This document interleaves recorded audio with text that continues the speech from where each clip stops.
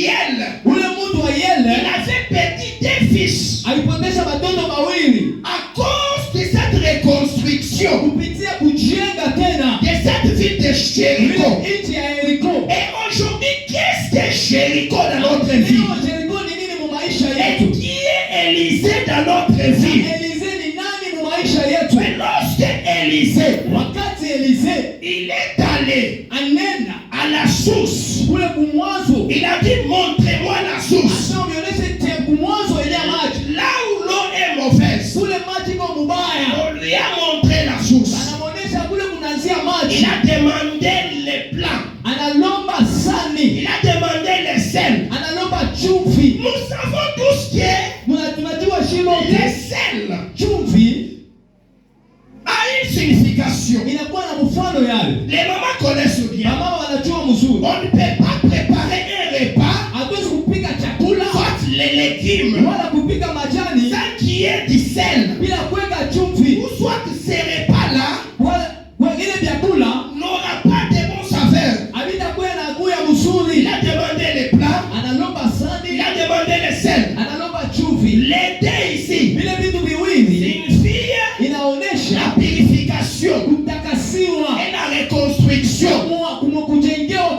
Bien-aimé dans le Seigneur, aujourd'hui bon nombre de gens ont des problèmes sérieux. Mais même aujourd'hui, ils ne savent pas la cause, la source de leurs problèmes. Ils prient chaque jour dans des églises. C'est bien normal. Mais il faut connaître aussi la source, la cause par rapport à ce qui nous frappe. C'est comme ça qu'Élisée, il est allé à la source pour assainir. Lorsqu'il a jeté les chaînes dans cette source, la Bible me rassure. Même au moment où je vous parle, l'eau là en Jéricho est déjà devenue pure. Parce que l'homme de Dieu passé par là. Élisée aujourd'hui c'est qui? Aujourd'hui l'Élisée, c'est Jésus-Christ de Nazareth. Lorsque Jésus-Christ, il est venu dans ce monde, il a trouvé des problèmes dans ce monde. Le diable avait déjà pris la clé. Lorsqu'il a été chassé auprès du Père, il aurait fallu que Jésus vienne en ayant une mission de ravir cette clé. Mais aujourd'hui, les gens qui sont dans des églises, ils prient, ils fréquentent les hommes de Dieu, mais ils se disent que la vie n'est pas bonne. Il peut être dans un mariage, mais Dieu en Jéricho, la vie est bonne, l'apparence, les gens te voient. Tu as un bon mariage, tu as un bon mari, mais ce que tu vis dans votre couple, c'est l'enfer. Même si tu parlais à quelqu'un d'autre, celui-là ne va pas croire à la réalité de la vie que tu traverses. Alors que c'est un secret que tu gardes dans ton cœur.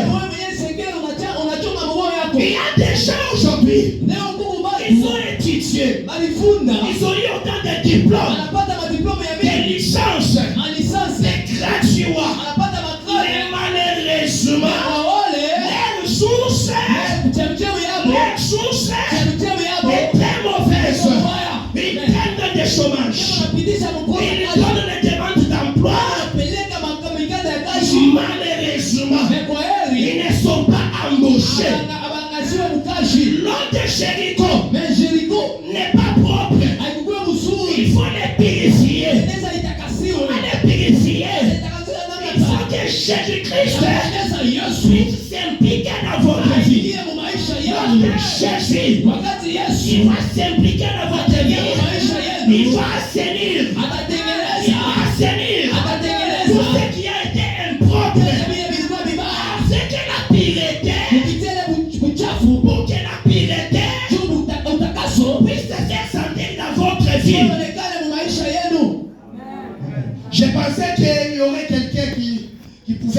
t'acclamer. Mais malheureusement, il me regarde comme ça. Je vous présente Christ. Moi qui vous prêche. Je n'ai pas une solution à te donner.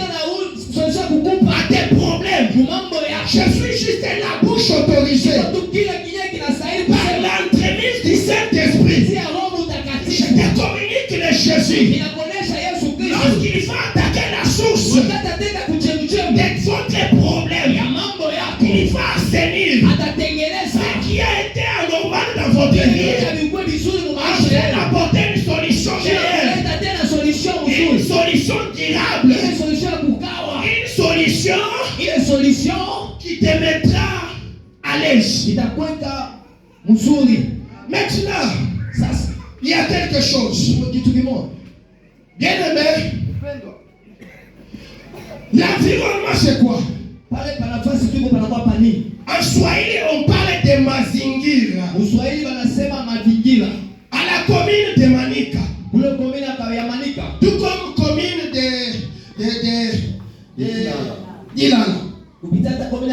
Et ici même au niveau de la mairie, il y a un véhicule approprié pour aller prendre les immondices. Notre terme, ça s'appelle, c'est un véhicule destiné à l'environnement. C'est un véhicule destiné à l'évacuation des déchets. Mais pourquoi est-ce que Dieu peut nous demander d'assainir notre environnement? Nous ne sommes pas au ciel.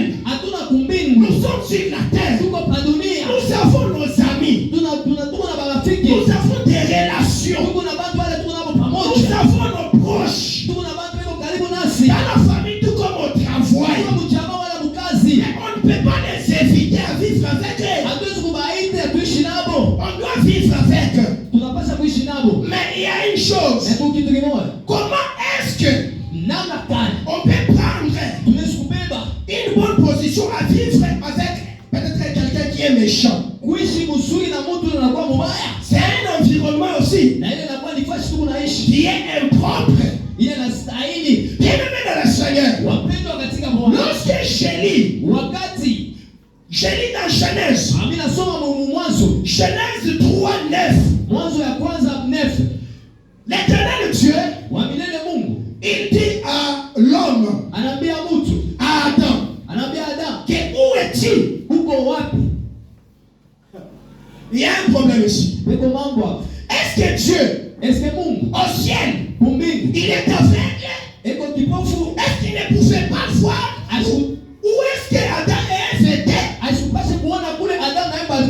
Il pouvait les voir. Mais il pose la question, Adam, où es-tu? C'est comme ça que Adam s'est caché au milieu de l'arbre du jardin. Pourquoi est-ce que Dieu veut poser telle question? Parce qu'ils étaient dans un environnement. Toutes ces années-là, Dieu les voyait à un endroit. Mais lorsque Dieu les a cherchés, ils se sont déplacés à l'endroit où Dieu leur avait dit de rester. Dieu leur avait dit de rester où?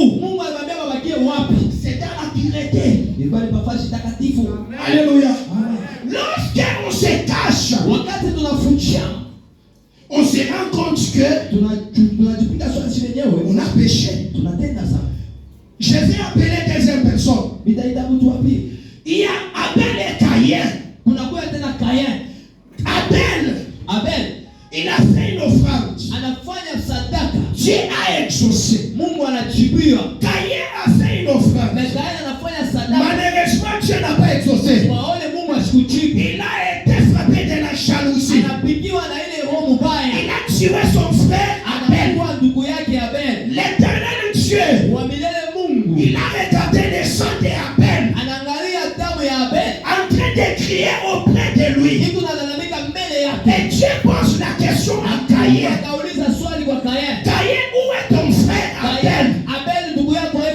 Bien-aimé dans le Seigneur, lorsque je lis dans Proverbe, wakati nasoma Proverbe Proverbe 15, verset 3, Proverbe 15 verset 3, la Bible stipule Biblia kunasema que les yeux de l'Éternel Mungu wa milele sont en tout liés. eko mwenye kujifunga. Les yeux de l'Éternel sont en tout liés, Mungu eko nafasi pote observant les méchants et les bons. kuangalia babaya na bazuri. Pourquoi est-ce que lui, Dieu créateur, Juu ya nini Mungu mwenyewe muumba vyote pouvait encore poser la question de chercher ces deux personnages ici? hawezi kupika swali juu ya kutafuta wale watu C'est wawili parce qu'ils avaient péché. parce que walitenda Ils dhambi. ont quitté dans un environnement, Wanatoka pa nafasi un périmètre na ile fasi où Dieu les localisait. Mungu alikuwa anawaonea. Et c'est pourquoi, bien-aimé, Ndio kwa maana je mpeshe vais te demander, nitakulomba kitu ne te déplace pas usitoke dans un environnement na ile fasi où Dieu est en train de te localiser. Mungu alikuwa anakuitia Ou sinon, kupitia avec le temps, kwa wakati Dieu peut te chercher. Mungu anaweza kutafuta. Dieu a cherché Abel. Mungu anatafuta Abel. Dieu a cherché Adam. Yesu atafuta Adam. C'est parce qu'ils se sont rendus compte que kwamba walijua kusema Caïn a péché. Kaye anatenda dhambi. Il s'est déplacé Anatoka dans un environnement. nafasi pale.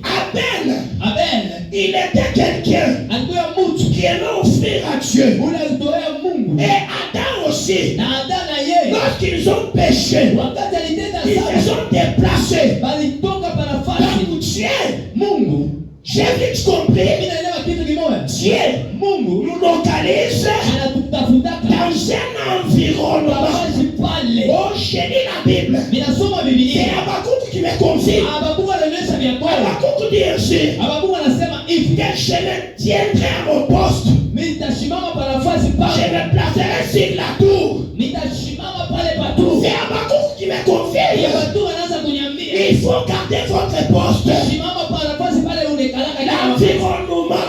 kwa nafasi pale. Il y a des amis qui te fréquentent. Wale baadhi wamebakia wale Il y a des wanatembelea. membres de la famille qui te Wale fréquentent. watu jamaa yako nakutembelea. Est-ce que bien sûr, Est-ce que bien kweli? ils sont chrétiens? Biko waaminifu. Quel conseil ils te donnent? Shauri mitakupa. Buzuri ya uyengaka ya bonde. La beauté ne construit pas. Même hata mwandoa. Même dans le mariage, Kama bibi haushikii. si la femme n'écoute pas, Atimeto kuna bote naturelle. tu es beau naturel. Tu es belle naturel plutôt. Unafanya tu vipapo madai na chikanjika. Et tu fais comme ça, les grands se mettent seul au lit. Unafanya tu vipapo batoto bananawa maji. Tu fais comme ça, les enfants prennent douche. Les caractères d'une femme Mais mifono ya mwanamke doit plaire à son mari et à Dieu. inapaswa kumfurahisha Bwana na Mungu. Amen. Unafanya hivi bote papo. Tu fais comme ça la beauté. Mboka inachipika Et yote. la notice c'est fait, c'est Travaille sur ton salut. Veille sur ton environnement. Ah, keti pa nafasi yako. Que personne ne te détourne de ton objectif. Hakuna ule mtu anaweza kukutosha pa nafasi pale Il y wiko. a des gens qui viennent à l'église. Mungu watu wanakuwa mkanisa. Ils ont une mission de venir adorer. Wiko nakuwa mmishoto wako kuabudu. À force de rester dans l'église, Kubakia sana mkanisa. ils commencent à s'adhérer à des petites visions. Banaanza kuonesha kuma vision kidogo. Tuma vision tuma mashimango. Wanzo kukanuni. Tuma vision de kubeula bantu. Wanzo tetile mano persone. Il faut se dédouaner de ça. Il faut kutoka kubile vitu. Il faut assainir votre milieu. Tengeneza fasi yako. Lorsque tu viens dans l'église, Wakati unakuwa mkanisa. à la présence de Dieu, Wapo ya Mungu. lorsque tu viens quitter l'église, Wakati unapesa kutoka kanisa. acha amani. Amen. Shobarake kufate kule kule. Amen. Ukifika pafashi, Si tu arrives quelque part. taka bakutaye. Si on décide. Na fulani alikuya tu. Telle personne est passée. Uko Mkristo wa kaliteka. Tu es quel chrétien? De quelle qualité? Mwanamke wa mimba. Une femme grosse. Hakukake n'importe quoi. Elle ne mange pas n'importe quoi. Anakuwake iko na chakula. Elle mange ce qu'elle peut. Amen. C'est profond. Kama mtoto mtumbo anakataa. Si l'enfant dans le ventre il refuse, Mama tesi atakwenda kuwa bulongo wa kuwese. il peut aller même manger les choses de toilette. Parce que l'enfant qui est en l'intérieur, Tout on le condamne. et qu'on a réclamé à courir les Il est en chakras. train de réclamer qu'il mange ça. Tout celui qui est a Christ dans sa vie, ule wote wana Yesu mu maisha yake, atashika na kushikiri. il peut pas écouter n'importe quoi. Eko na mimba, Jésus. Amen. Amen. Il y a quelle grossesse? Ni mimba tanuku nayo. Le diable ou de Jésus? Ni ya shetani wala ya Mungu. Wow. Amen. Tashaonaka mwanamke wa mimba, Je n'ai jamais vu une femme grosse. eko na kuwa mtezote. Elle mange par-ci par-là. Mwanamke wote Une femme, wa mimba, celle qui est tout en grosse, tunakuwa na makaprisi ya chakula. elle sera des caprices à manger. Haina Ce yeye. n'est pas Ni lui. ule mtoto kwa C'est mpungu. l'enfant qui est en lui. Eko na Il est mwexige. en train de l'exiger. Tout celui qui a Jésus dans sa vie, Kuna Yesu mu maisha yake. il doit manger, Anapaswa kula, il doit faire. anapaswa kufanya. Que Jésus lui est Yesu commandé. anafanya. Amen. Parce qu'il porte une grossesse Sema mimba. qui s'appelle la parole faite chair. Kwa mwili hiyo. Amen. Amen. C'est ça. Il y a Shetani, il y a Jésus. Tu as quelque chose, tu tiens le Bon, les connaisseurs hivi. Paulo est en train de dire, Tout ce qui était pour moi des biens, vile vyote vilikuwa vyangu vizuri. je les ai regardés comme bêtes. Niliviona sasa vitu vya kupotea. À cause de l'excellence de la connaissance. Kupitia mfano. La connaissance, c'est la parole de Dieu. Mfano ni neno la Mungu. Wow. Il faut assainir ton environnement. Tengeneza fashi yako. Tu fréquentes qui? Unatembelea nani? Tu collabores avec qui? Unasumbuka na nani? Au yaonaka mnasumbukiana mambo na Mungu. Tu n'as jamais tu parles avec quelqu'un de problème? Mimi nakuonesha ni wetu wa ndani. Moi je parle avec un citoyen. Ule mtu tu unazungumza. La personne qui parle, Hayo hii mambo. il ne sait pas ses problèmes. Uikate. Garde ça. Mais tôt ou tard ile mambo itatoka. Après ces problèmes va sortir. Amen. Ne te confie pas à l'homme. Usijitoe kwa mtu. Confie-toi dans le Seigneur. Uweke kwa Mungu. Jésus est la vie. Mungu ndio uzima. Jésus nous a fait sortir Yesu alitufanya kututosha. de la malédiction Laana à la bénédiction, baraka. du ténèbre Giza à la lumière. mwangaza. C'est comme ça nous chrétiens. Vile shi mwaminifu. Un chrétien Mwaminifu ne mange pas ashughuli yake ou prédicateur. mahubiri wowote. Amen. Apôtre Paul konasema Apôtre Paul dit, kinywa cha shie ba Kristo la bouche de nous les chrétiens sont les oreilles. mashikio. Qui donne à qui tes oreilles? Unapatiaka nani mashikio yako? Wow. C'est ta bouche. Ndio kinywa chako. Même quand je te parle, Hata wakati niko je nakusemezea, te fais nourrir au travers des oreilles. niko nakulisha kupitia mashikio. Ne donne pas tes oreilles à n'importe qui. Usipatie mashikio mtu wowote. Donne tes oreilles à Jésus-Christ de Nazareth. Kwa Mungu wa mbingu. Celui qui peut te faire sortir Ule atakufanya kukutosha. de la malédiction à la bénédiction. Laana kwa baraka. Je déclare ce soir, Anasema magharibi ya leo. dès maintenant ce soir, Mpaka hapa magharibi ya que leo. ton environnement Wachi pale uliko. soit assaini. Itengeneziwe. Assaini. Itengeneziwe. Jésus Yesu. se manifeste dans ta vie. Maisha yako. Et sois l'impact. Ukambatane. Et sois l'impact Pokea de ile. la parole de Dieu. Neno la Mungu. L'impact Pokea de ile. la connaissance de Dieu. Mfano wa Et Mungu. sois l'impact Pokea de ile. l'Esprit de Dieu. Roho ya Baba. Amen.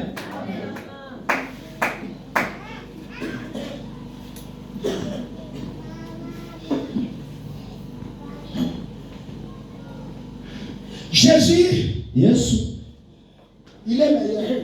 eko mzuri sana. Ne faut pas l'abandonner. Usimwacha. Confie-toi dans le Seigneur.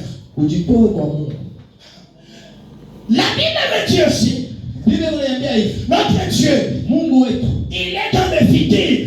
eko kukuya kwa kesho. Au moment où nous sommes dans le présent, Si hapa tuko hapa, après ça, j'ai vite compris. mimi naelewa kitu kimoja. Les scènes, Mbingu les scènes achopi qui Élisée ile Elisee était allé jeter alienda kutupa à la source en Jéricho. mwanzo ya maji C'était Yeriko. pour aller guérir Naaman. Ni kwenda kutengeneza mana. Dans votre Bible, Biblia yenu la parole de Dieu neno la Mungu dit ainsi, inasema hivi, Naaman le lépreux, Naamani na lepre il souffrait de cette maladie. alikuwa anateswa na ile Il magonjwa. a rencontré l'homme de Dieu Élisée. Alikutana na Elisee Élisée lui a dit na Elisee anamwambia d'aller se jeter wewe ukajitupa dans le Jourdain. mwile Jourdain. Mais de l'autre côté, Kule mfano il y wengine a Élisée huko qui Elisee est allé anaenda assainir kutengeneza Jourdain, Maya Juda, du Jourdain, Maya Juda, jeté anaenda kutupa chumvi à la source de Jéricho. La Bible me dit Biblia kunasema que l'eau du Jourdain, maji ya Juda c'est un eau salée. ilikuwa maji ya chumvi. Wow. Il fallait mal ouais, chumvi. Ipendeza ojeni Et isai. quand vous touchez normal, Akia alengelea il y a mali. quelque chose que Dieu est en train de faire Kitu wangu mwa wanafuata. dans votre vie, Maisha yenu. dans les futurs. Ule kuna kuya Dieu est kesho. en train de planifier Anatayarisha. quelque chose de bon. Kitu kizuri. Il a dit ainsi, Anasema hivi. et moi je suis le Dieu jaloux. Niko Mungu wa Je shari. ne crains pas ma force. Sikongope nguvu yangu. Invoque-moi, Unite. je te répondrai. Nitakujibu. Kama Mais dans ma Bible, je lis la Bible. il y a Marie de Béthanie. Ya Maria wa Bethani. Notre Dieu Mungu wetu. n'est pas dans le présent, Mashina hapa. il est dans le futur. Iko mkesho yake. Marie de Béthanie, Maria wa Bethani. il a pris le parfum. Anabeba ile parfum. Il est allé Anenda. moindre Jésus au pied. Anamwangia Yesu kumigulu. Il lui a essuyé Anamupangusha de ses chevelures. na nywele yake. C'était un parfum coûteux. Ilikuwa ni parfum moja inapina ili ya pesa. Après quelques jours, Kisha tena mashipu. la Marie là, Ule Maria. c'était la sœur de Lazare. Alikuwa tena ndugu yake Lazaro. Était la sœur aussi de Marthe. Alikuwa tena ndugu yake ya Martha.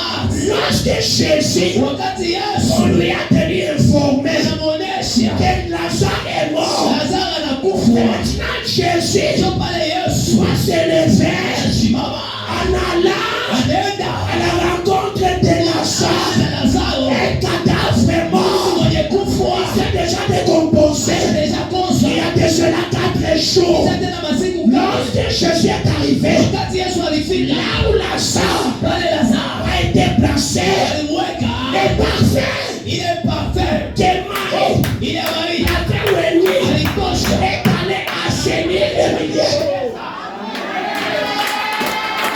Le parfum de la Bible. Dieu te bénisse aujourd'hui.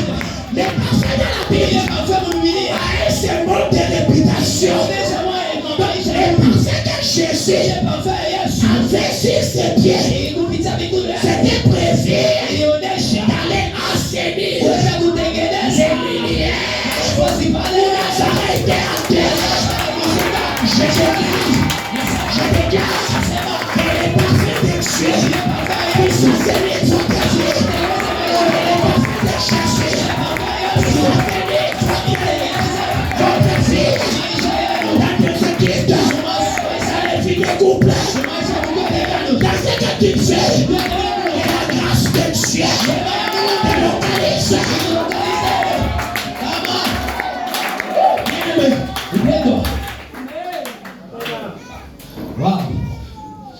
La Bible déclare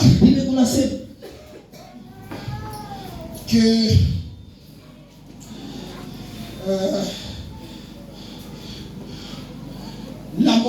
les mauvaises compagnies bantu babaya bale baleka kupembeni hapa corrompent les bonnes mœurs. beko na labisha bantu basuru Bantu bashikwalabishe Yesu que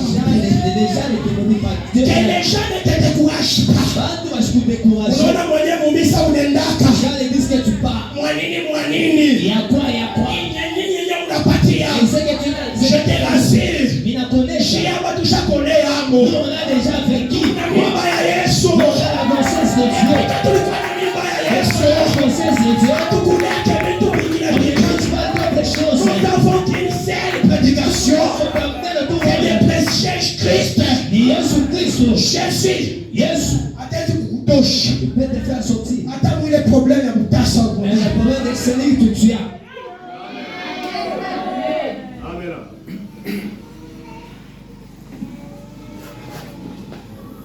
Un jour, siku moja Élisée était mort.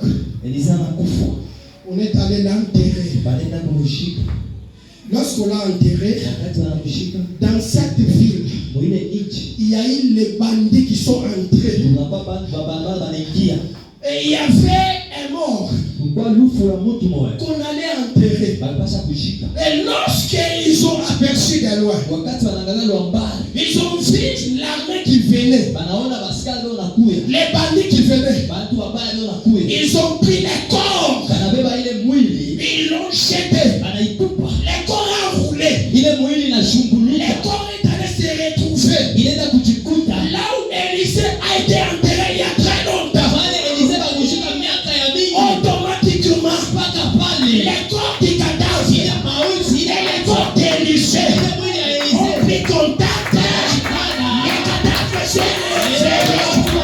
Je déclare le soir. La finance réveille. Que ta richesse réveille. Que tes équipes réveillent. Parce que tu es en contact avec les chilots des chilots. Je te présente les Maranatha. Ils ne changent jamais. Quel que soit le regard de la nuit, les jours finissent par apparaître. C'est tout ce moque de toi. Chacun est chez moi. Notre Dieu, il est fidèle. C'est bon. Je vais terminer.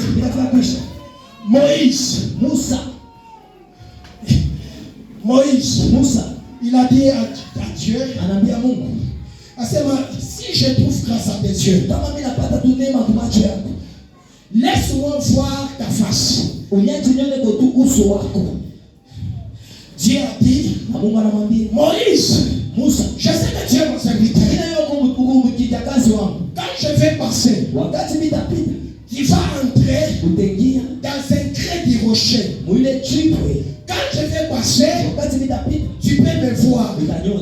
Lorsque Dieu est passé, Wakati Mungu anapita, Moïse se cacha dans un creux de rocher. Musa akajificha mulibwe, Moïse a vu le dos de Dieu. anaona tu mkombo ya Mungu. Moïse a dit, Anasema est-ce que c'est cette gloire que j'ai demandé? eske ni utukufu mimi nilomba? Moïse s'est inquiété. Moïse anakuwa inquiété. Les lecteurs, ceux qui lisent la Bible, Wale wako nasoma Biblia, les dons de Dieu, mkombo ya Mungu, les dons de Dieu mkombo ya Mungu n'est pas similaire à la gloire de Dieu. aina ya utukufu kwa Mungu, hapana. Lorsque Moïse est mort, Wakati Musa anakufa, il s'est retrouvé anajikuta à côté d'Abraham. pembeni ya Abrahamu. Et Abraham a posé la question. Baba anamuuliza Il swali, a posé la question à Moïse. anamuuliza Musa, Pourquoi tu es triste comme ça? nini huko wa kimya hivi? Moïse répond à Abraham Musa anajibu kwa que Abrahamu, je suis désolé. niko Il y désolé, a quelqu'un que j'ai servi Mungu mtu mali il y kitumikia a très longtemps. miaka ya mingi Je lui sana, ai demandé nilimulomba de me montrer sa gloire. aoneshe utukufu wake, Curieusement, akwambie kwa ole il ne m'a pas vu faire la gloire. utukufu wake. C'est maintenant. Sasa Il y a l'homme de Job. kuku Job. Job pose la question. Job anauliza, Tu parles de qui? unasemezea nani? D'Elohim, Wa milele, le Dieu souverain. Mungu wa milele. Job dit, Job anasema, je connais bien ce Dieu. mimi najua bien yule Mungu. C'est comme ça que Job va dire. Job atasema, Il n'est pas débiteur de quelqu'un. ashina debiteri wa mtu, Ana ndani ya mtu. ana deni ya mtu. Lorsque Job Wakati Job a donné une telle réponse anajibu ile à swali Moïse, kwa Musa, Moïse a dit en bas, Musa anasema, le Dieu n'est pas débiteur de quelqu'un. Mungu ana na deni ya mtu, Mais il ne m'a pas fait voir la gloire. asikunyonyeshe utukufu. Jésus-Christ est né.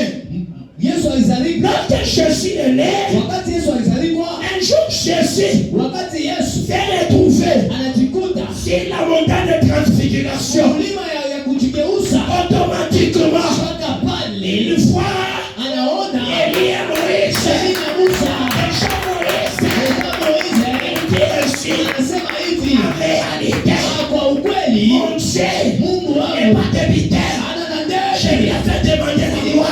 Il ne m'a pas dit donner. Aujourd'hui, j'ai vu la gloire de Jésus-Christ sur la montagne de transfiguration. Je déclare la gloire que tu as demandée à notre Dieu tout-puissant. Il te l'accorde ce soir. Au nom de Jésus. Au nom de Jésus. Bien-aimé, Je vais terminer. On a fait un quiz.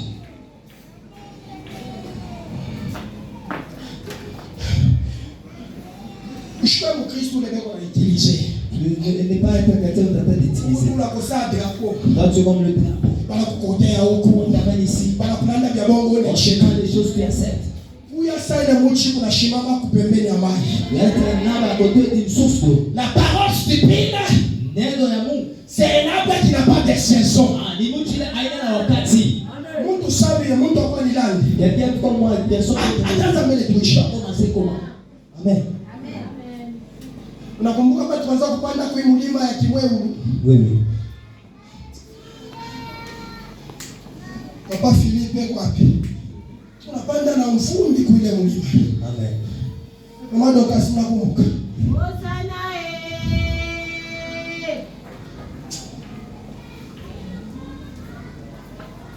Que Dieu se souvienne de la source. Amen. L'église, le ministère a commencé dans une source. C'est comme ça que Jésus est venu assainir les milliers. Que personne ne te décourage. Sois un chrétien fort et puissant. Persévère dans la foi. Persévère dans tes projets. Persévère même dans la vie de tes enfants. Avec les minéraux que tu payes.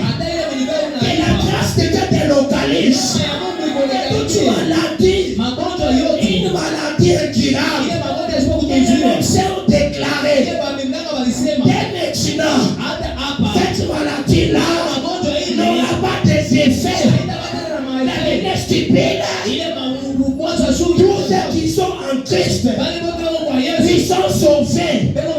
Ils seront épargnés de tout ce que le diable planifie. Amen. Mtu mwenyewe kwa kulanda vya bongo. Quelqu'un qui vient de mentir. Maisha yake hayaweza. Leur vie n'a jamais réussi. Et kuna kombanisha mbali ça wewe ça il se recherche pour manger toi comme moi. À vous convaincre. Qu'est-ce qui va te convaincre? Assainir l'environnement. Tengeneza fashi yako. Mapubeli yote uchafu achana nayo. Ces choses mal libérez-les. Bila yote vikusaidie kufanya uamini. Ces choses qui ne t'amènent pas au royaume de Dieu. Achana navyo. C'est-les. Tengana navyo. Achana navyo. Kuwecho. Et notre Dieu. Eko pire. Il est saint. Eko saint. Il est saint. Anapenda charte. Akutumikia. Il cherche les gens qui vont te servir. Wakufuane. Qui puissent le ressembler.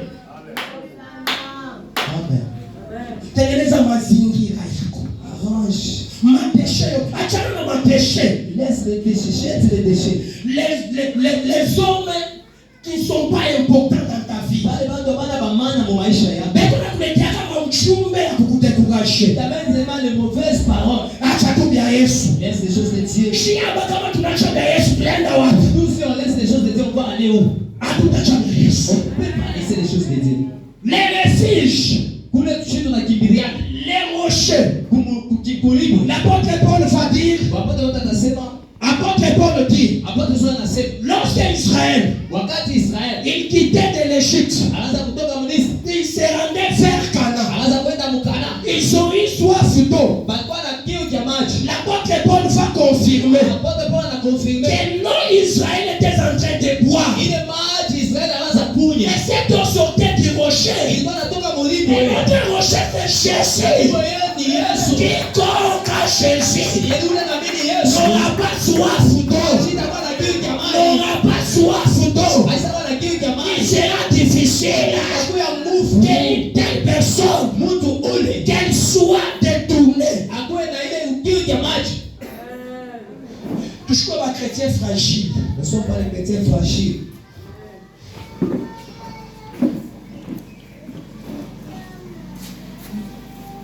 Alléluia. Amen. Acclamez pour le Seigneur.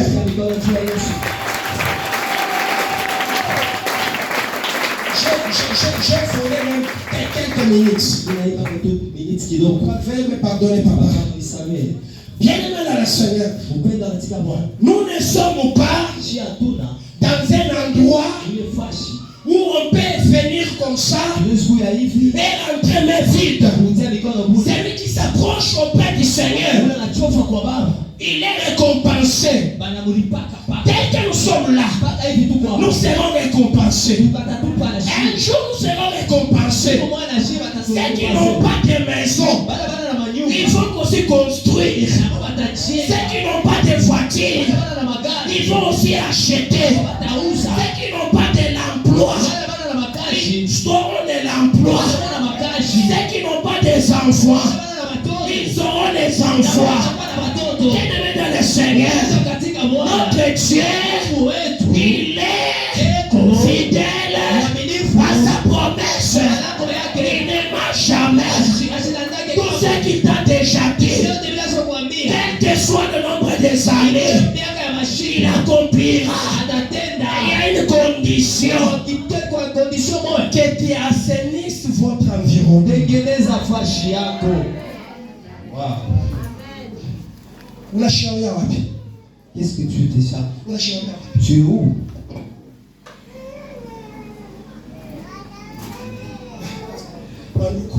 Église. Je m'adresse à quelqu'un. Croire au Seigneur n'est pas un accident. Chercher la face de Dieu n'est pas un accident. C'est un avantage. C'est un gain. Parce que la rétribution, la récompense n'est pas dans la maison des sorciers, n'est pas dans la maison des magiciens. La vraie récompense est dans les mains de Jésus de Nazareth. Bien-aimé dans le Seigneur, wale kukombanisha parce que meko nakona mitezikuita moto ya Mungu.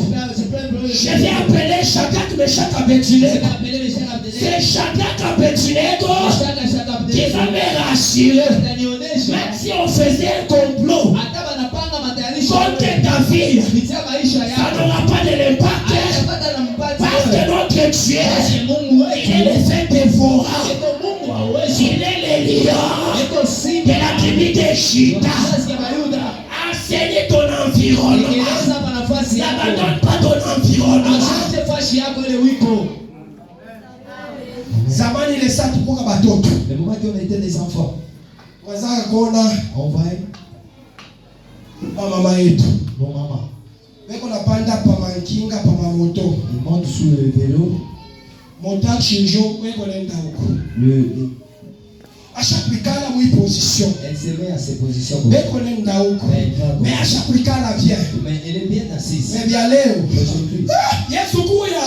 Dieu vient me Tuko naona bintu. On est en train de voir les. Bien aimé dans le Seigneur. Mfamio yako itadetermine environnement yako.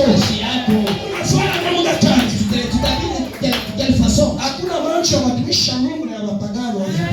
Hapa ndipo naona Mungu. Kama ushapikana mbaya mimi naona kufanya kwa Mkristo. C'est aussi un environnement. Il est appelé à te comporter bien. Parce que tu n'es pas au ciel. Tu es sur la terre. Tu es dans un quartier. On te voit que tu pries dans le ministère de la grâce de Dieu sur la croix. Tu t'habilles comment? Que Dieu vous bénisse abondamment.